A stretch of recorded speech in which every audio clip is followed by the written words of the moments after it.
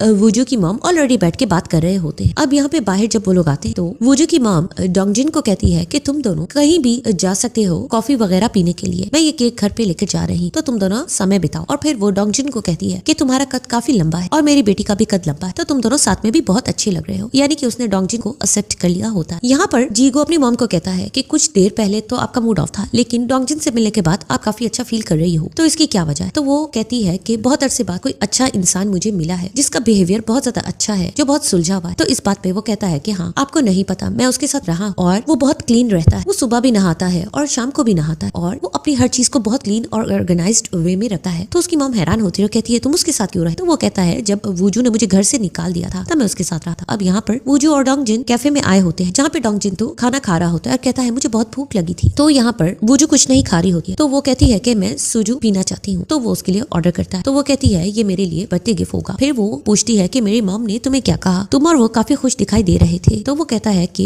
Actual में मुझे तुम्हारी मॉम बहुत अच्छी लगी, क्योंकि वो पहली ऐसी इंसान है जिसने मुझसे नहीं पूछा कि मैं क्या काम करता हूँ, मेरी पेरेंट्स क्या करते हैं और मेरे बैकग्राउंड के बारे में कुछ भी नहीं पूछा, वरना अक्सर लोग मुझसे मेरे बैकग्राउंड के बारे में पूछते हैं। फिर इसके अलावा उसने बताया कि वो तुम्हारे बारे में भी मुझे बता रही थी, बल्कि उन्होंने मुझसे ये पूछा कि मेरी कोल्ड हार्टेड बेटी की कौन सी बात तुम्हें अच्छी लगी। ये बात सुन के मुझे बहुत हंसी आई। वो मुस्कुरा रहा होता है और वो कहता है कि लेकिन वो तुम्हारी तारीफ भी कर रही थी कि वूजू जब किसी की केयर करने लग जाती है तो उसे अपना 100% देती है और उनके साथ बहुत स्वीट होती है और उनका बहुत ख्याल रखती है। तो वो कहता है क्या वाकई ऐसा है? और फिर वो उसके बाद उससे बर्थडे विश करता है और उसके बाद वो लोग जा रहे होते हैं। बट इतने में एक साइकिलिस्ट आ रहा होता है, तो डोंगजिन वूजू को अपने करीब कर लेता है और उसके हाथ को मजबूती से पकड़ लेता है और फिर वो वॉक करने लग जाते हैं। इधर हम देखते हैं कि सुनवू जब काम करके जा रहा होता है तो इतने में मिस्टर चा कुछ कोल्ड ड्रिंक्स लेकर आए हुए होते हैं। तो यहाँ पर सुनवू उसे अपने ऑफिस में देखकर बहुत ज्यादा डर जाता है और पूछता है कि वो यहाँ क्यों आया। तो वो कहता है कि मैं डोंगजिन से मिलने आया हूँ, मैं उसे सॉरी करना चाहता हूँ। लेकिन यहाँ पे सुनवू से बातें सुनाने लग जाता है, चाहे अब तुम कुछ भी करो, डोंगजिन तुम्हें इस ऑफिस में वापस से काम नहीं देगा। वो मिस्टर चा को यहाँ से जाने का कहता है, बट मिस्टर चा अपनी नीज पर आ जाते हैं और उनसे माफी मांगने लग जाते हैं और कहते हैं कि मैं हर हाल में यहाँ माफी मांगने आया, क्योंकि मैंने जो किया है मुझे अब कोई भी काम पर नहीं रखना चाह रहा है। तो वो कहता है कि ये कैसे पॉसिबल है कि तुम लोगों ने उस पार्ट टाइमर वूजू को तो मौका दे दिया, लेकिन मुझे तुम लोग मौका नहीं दे रहे हो। और यहाँ पर वो सारी बात सुनवू को बता देता है कि जब वूजू पे स्पाई होने का शक किया गया था तो वो खुद मिस्टर चा के पास आई थी और उसे बता दिया था कि डोंगजिन को उसकी असलियत पता है और उसने ये भी कहा था कि वो कंपनी को अच्छी तरह से तबाह करे और इस काम में जल्दी करे। ये बात सुनकर सुनवू बहुत हैरान होता है, वो उसकी बातों का विश्वास नहीं करा होता है। बट मिस्टर चा कहता है कि तुम बेशक उससे पूछ लेना। तो वो उसे कहता है कि मुझे अच्छे से पता है उसका यहाँ पे आने का कुछ और ही मकसद है। अब यहाँ पर सुनवू बहुत ज्यादा डबल माइंड हो जाता है, उसे तो समझ ही नहीं आ रहा होता है कि डोंगजिन को क्या दोबारा से धोखा मिलेगा। इधर हम मिनयोंग को देखते हैं जो सुन रही होती है कि डोंगजिन जाने वाला है। वो बाहर आती है बट